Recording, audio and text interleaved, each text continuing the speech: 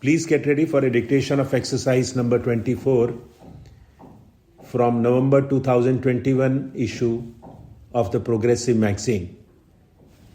5 seconds.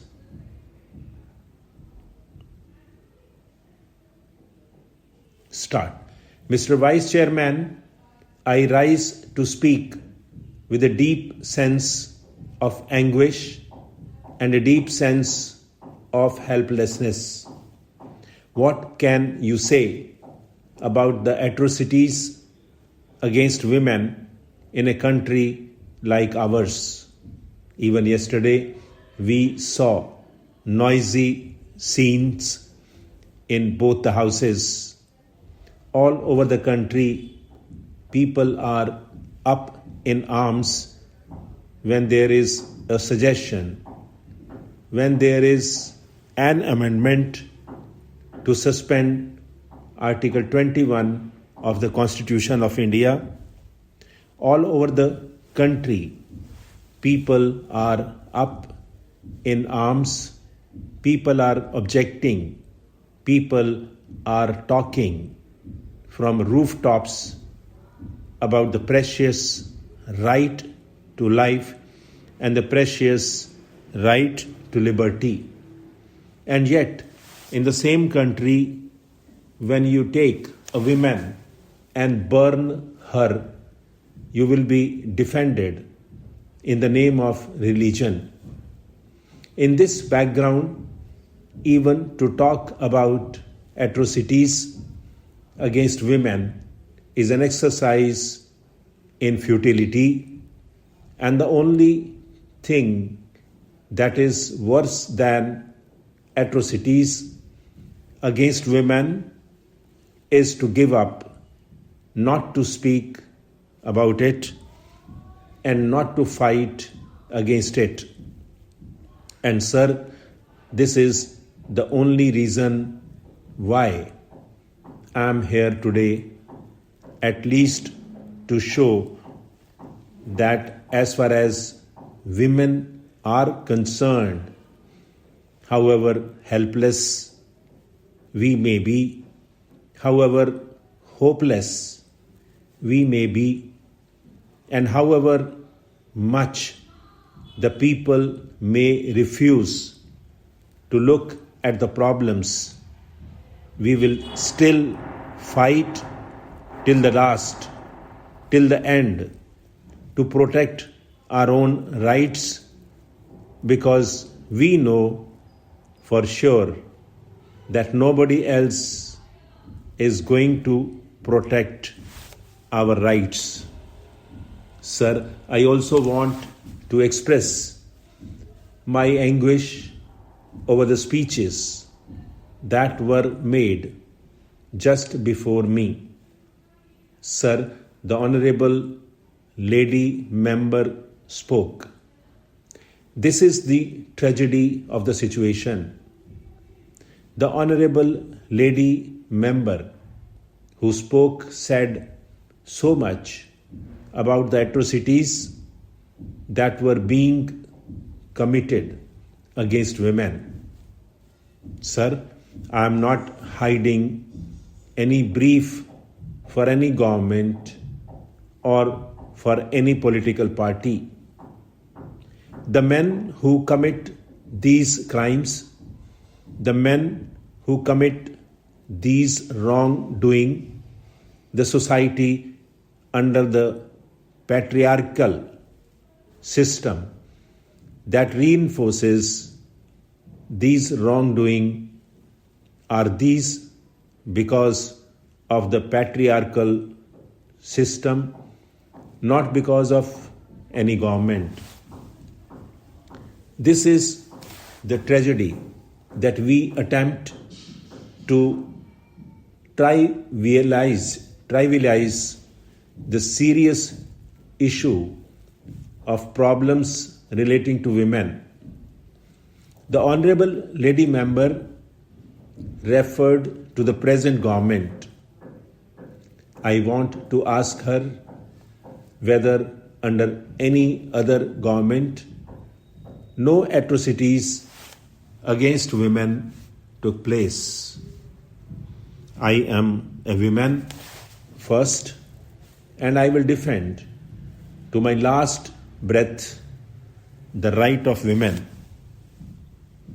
One more thing I would like to say about what she has said before I go on to the main speech which I want to make on this subject. The Honourable Lady Member referred to the budget. I only want to place it on record that this is not shameful thing that the price of sindoor has been lowered. It may be that she agrees with it, maybe that she does not agree with it.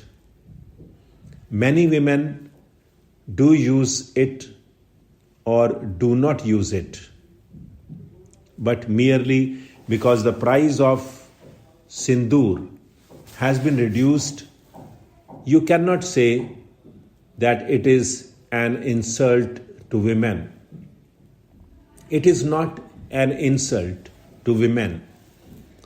Secondly, sir, the budget does have a provision by which women's cooperatives have been given certain exemptions, and there are certain provision by which the government has shown that it is its desire to ameliorate the conditions of women and to uplift the cause of women, to promote the cause of women. Therefore, it is not as if there is anything special about it, and I certainly take strong objection to her statement and I refute it. It is not a political issue at all, and the issue is entirely different. It is social issue which has to be addressed in that spirit.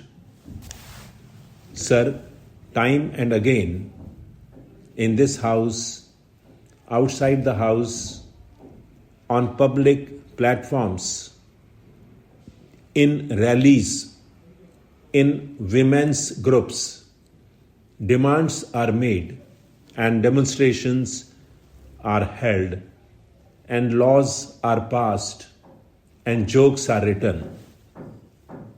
Even our colleagues say in the lobbies here, today it is Women's Day. You must speak about women's issues and all the women should get together.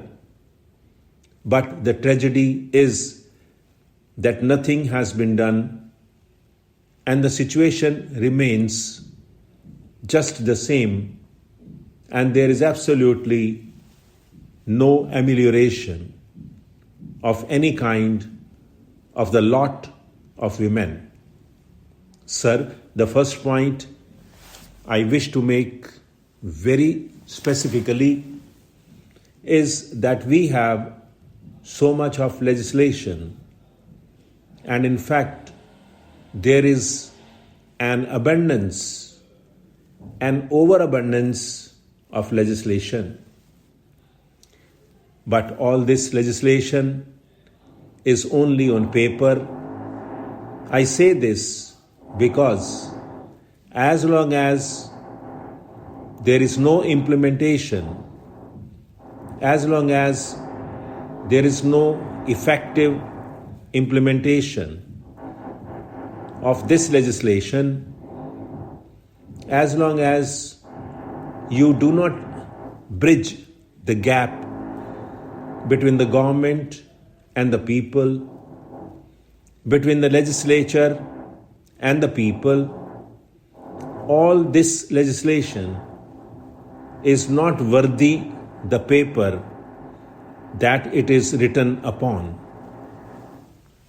I want to quote only a very simple example. These laws are followed more in their breach than in their observance. This popular observation on need to be changed in context to social harmony in the society in times to came here. Stop.